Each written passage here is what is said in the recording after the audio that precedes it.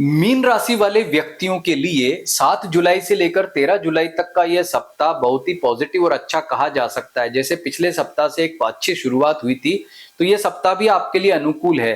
देखिए, दो बातें इसमें महत्वपूर्ण बताता हूं। इन दिनों में रहे सावधान में मैंने कोई दिन नहीं लिखा है आपके लिए, यानी पूरा सप्ताह आपके लिए बहुत ही शानदार पॉजिटिव कह सकते हैं।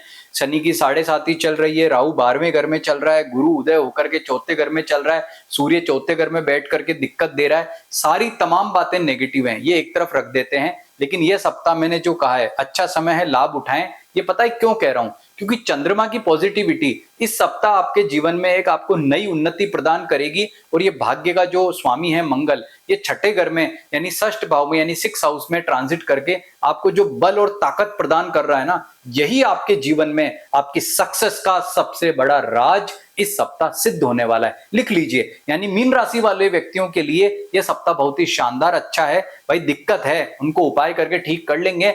आगे बढ़ो, प्रयास करो और ये जो अच्छा समय है ना, इसका लाभ उठा लो। यही मूल मंत्र है जो आपको इस सप्ताह बहुत ही उत्तम फल प्रदान करेगा। तो आइए जानते हैं ये सप्ताह आपको किन क्षेत्रों में कैसे फल देने वाला है। लेकिन उससे पहले यदि आपने हमारा ये जो चैनल है ना एस्ट्रो सुधाकर पुरोहित, इसको सब्सक्राइब नहीं किया तो सबसे पहले सब्सक्राइब कर लो। इसके अलावा आपका ये जो राशिफल है ये आपकी जन्म राशि के आधार पर बता रहा हूं, तो अपनी जन्म राशि क्या है, मीन है या नहीं है, उसके लिए जन्म पत्री ओपन करो, कुंडली में जन्म कुंडली में जाओ, देखो 12 नंबर में चंद्रमा बैठा है क्या, यदि है तो आपका जन्म राशि आपकी जो है मीन है। यदि डाउट है, जन्म समय पक्का नहीं पता है, केवल डेट ऑफ बर्थ पता है, जन्म समय ये मालूम है सुबह शाम है दोपहर है, जो पता है लिख डालो इस वीडियो के कमेंट में। यह जो व्हाट्सएप नंबर है यहां पर हम आपको बताएंगे आपकी जन्म राशि क्या है। लेकिन एक लाइन जरूर लिख देना, मेरी जन्म राशि बताएं, क्योंकि ये बात ध्यान रखना कि जितना भी राशिफल और मुहूर्त होता है सिर्फ और सिर्फ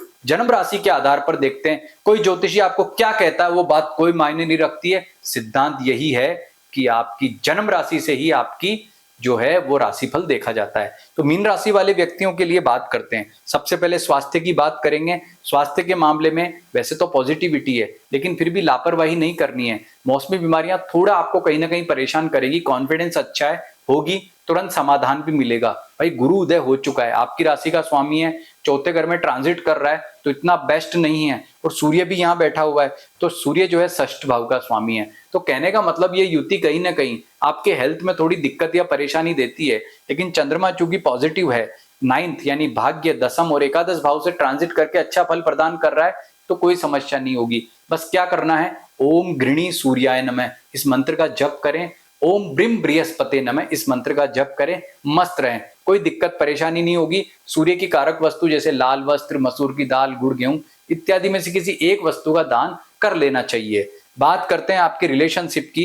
तो आपका जो रिलेशनशिप है, आपका माता पिता, वो बहुत ही यहाँ पॉजिटिव दिखाई देता है, यानी इस मामले में अनुकूलता रहने के योग बनेंगे। भाई गलती करोगे तो आप खुद, घमंड नहीं करना है, ईगो नहीं करना है, कम्युनिकेशन गैप नहीं रखना है और सौम्यता वाला व्यवहार रखना है। ये 3 बातें मान ली तो मान करके चलो कि अच्छा ही अच्छा होगा, कोई दिक्कत परेशानी नहीं होने वाली है। कोई पिछले दिनों परिजनों से संबंधित जो भी चिंता परेशानी रही है, भाई माता पिता बंधु, तो वो सब चीजें भी खत्म होंगी और आपका समय पारिवारिक सुख के दृष्टिकोण से बेहतर रहने वाला है। बात करते हैं आपके वैवाहिक सुख की। तो वैवाहिक सुख के दृष्टिकोण से यह सप्ताह जो है आपके लिए अच्छा कहा जा सकता है। जीवन साथी के साथ एक अच्छी बॉन्डिंग आपकी बनेगी और ये बॉन्डिंग आपको आगे जाकर के बहुत ही उत्तम लाभ देने वाली है। यानी इस दृष्टिकोण से समय बहुत ही अच्छा कह सकते हैं। सूर्य चौथे घर में ईगो बढ़ाएगा, बट ईगो से बचें, घमंड से बचें और आपका समय अच्छा है। भाग्य जो है वो आपके साथ खड़ा हुआ है, आपके प्रयास आपके साथ खड़े हुए हैं, यानी अच्छा समय है भैया, लाभ उठा लो। विवाह की चर्चा चल रही है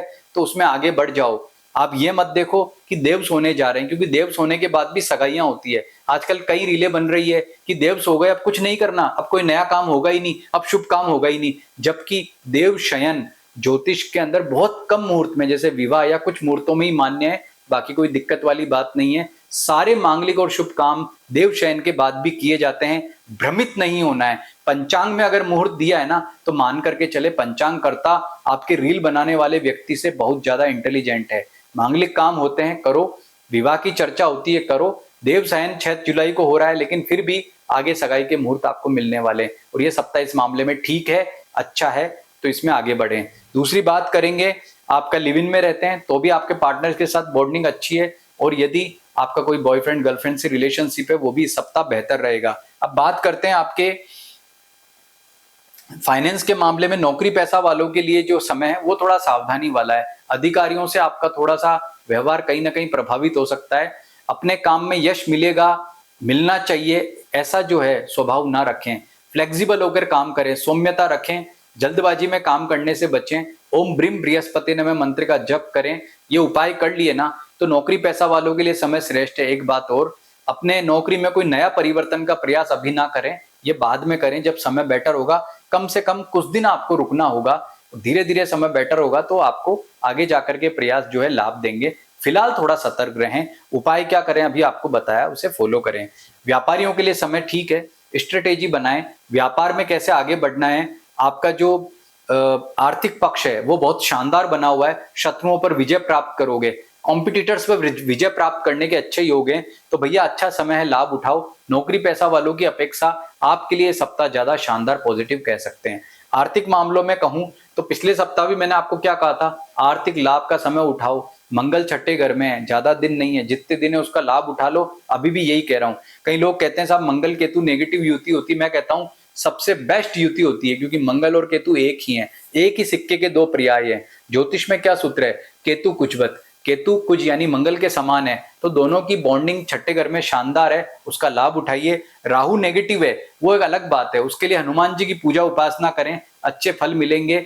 आर्थिक पक्ष जो है आपका शानदार है, आर्थिक लाभ उठाओ, प्रयास करो, एफर्ट करो, जितने करोगे उतना ज्यादा अच्छा रिजल्ट आपको मिलने वाला है। विद्यार्थियों के लिए देखें तो समय उठा पटक वाला है, फिर भी भाग्य का अच्छा सहयोग मिलेगा। इस सप्ताह कोई भी आपके एग्जाम्स होने वाले हैं उनमें रिजल्ट आपके शानदार पॉजिटिव रहेंगे, यानी कि आपको बहुत अच्छे फलों की प्राप्ति होगी और समय आपका शुभ ही शुभ रहेगा।